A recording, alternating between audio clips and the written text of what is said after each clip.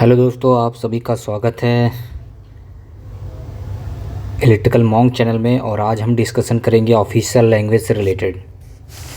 तो official language आपके part 17 में पाई जाती है और शेड्यूल नंबर 8 शेड्यूल और पार्ट 17 में ऑफिशियल लैंग्वेज के बारे में संविधान में आपका लिखा हुआ है। तो अगर आपको पार्ट याद करना है 17, तो थोड़ा सा हो सकता है कि ऑड लगे, लेकिन एक आप याद ज़रूर कर सकते हैं कि ये ओ जो है आपका अल्फ़ाबेट में 15 नंबर पे आता है और यहाँ पे आपका 2 वर्ड है, तो 15 + 2 करेंगे तो ये 17 हो जाएगा। ऐसे आप याद कर सकते हैं। अदरवाइज़ दूसरा तरीका ये हो सकता है कि आप ऑफिशियल लैंग्वेज में जोड़ेंगे तो टोटल आपको 16 मिलेंगे और 16 में +1 कर देंगे तो आपको 17 मिल जाएगा। तो ये भी आप तरीका याद करने का तरीका आप कोई भी तरीका अपना सकते हैं। शेड्यूल अगर याद करना है तो आपको इसके लिए ट्रिक है आपके लिए टीयर्स ऑफ ओल्ड पीएम। तो यहाँ पे अगर देखेंगे अगर तो 1 2 3 4 5 6 7 8, यहाँ पे ओ जो है उसका मतलब होता है ऑफिशियल लैंग्वेज। तो इस ट्रिक की सहायता से आपको शेड्यूल याद हो जाएगा। शेड्यूल आपका 8वां है। तो अगर आपको क्वेश्चन आता है कि ऑफिशियल लैंग्वेज किस शेड्यूल में है, तो आपका 8 शेड्यूल में है और पार्ट आपका 17 हो जाएगा। ओके, तो इनिशियली जो आपका था वो 14 लैंग्वेज था इंडियन कॉन्स्टिट्यूशन में, लेकिन यहाँ पे आपका 21 अमेंडमेंट एक्ट 1967 में होता है, जिसमें सिंधी लैंग्वेज को ऐड किया गया था। तो पहले आपकी 14 थी और 21 अमेंडमेंट एक्ट के द्वारा 1967 में आपका सिंधी लैंग्वेज ऐड कर दी गई। तो अभी उस समय के दौरान 1967 तक आपकी 15 ऑफिशियल लैंग्वेज थी।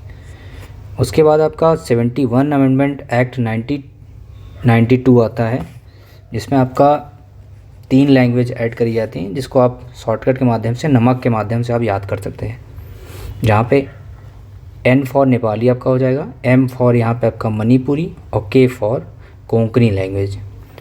तो 15 और ये +3 1992 तक आपका ये यहाँ पे अभी देखेंगे तो आपको 18 लैंग्वेज आपको मिल जाएंगी। तो अगर आप बात करते हैं कि सबसे पहले 14 लैंग्वेज जो ऐड करी गई थी, उसके बाद 21 अमेंडमेंट एक्ट 1967 आता है, जिसमें सिंधी को ऐड किया जाता है। 71 अमेंडमेंट एक्ट 1992 आता है, जिसमें नमक को ऐड किया जाता है, जिसके माध्यम से 3 लैंग्वेज आपको याद कर सकते हैं, N से नेपाली, M से मणिपुरी एंड K से कोंकणी। और उसके बाद यहाँ अगर 1992 आपको याद रखेंगे तो उसके आगे यहाँ से आप रिलेट कर सकते हैं कि 1992 है और लास्ट डिजिट 92 है, तो आपका 92 अमेंडमेंट एक्ट 2003 में आपका यहाँ पे आपकी 4 लैंग्वेज ऐड करी गई थी, जिसको आप शॉर्टकट के माध्यम से BDMS के माध्यम से, एक मेडिकल की डिग्री भी होती है BDMS, तो आप इसके माध्यम से ये 4 लैंग्वेज याद कर सकते हैं। B for Bodo, D for Dogri, M for Maithili और S फॉर संथाली।